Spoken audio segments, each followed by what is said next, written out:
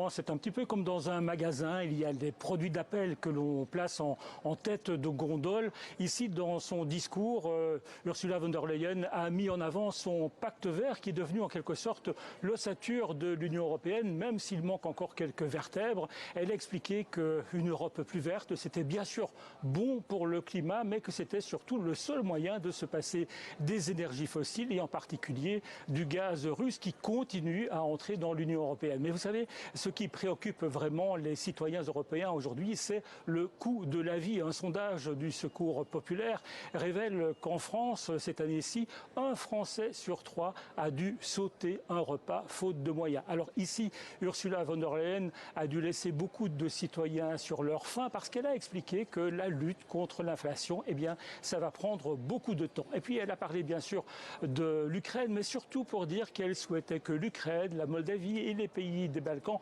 entrent rapidement dans l'Union européenne sans s'embarrasser trop des formalités. Elle n'a pas vraiment dit ça comme ça, mais c'était le sens. Et Paul, est-ce qu'on peut dire ce soir que ce discours d'Ursula von der Leyen est aussi un discours de campagne programmatique ? Eh bien, ça ressemble un petit peu à ça. On est à 9 mois des élections européennes. Ursula von der Leyen ne s'est pas encore déclarée officiellement candidate à sa réélection, mais on sait qu'elle y pense et ceux qui la connaissent bien disent qu'elle aurait même un plan secret pour se faire réélire. Paul Germain en direct de Strasbourg. On suivra donc la suite et la décision d'Ursula von der Leyen avec vous, Paul Germain, correspondant TV5 Monde pour l'Europe.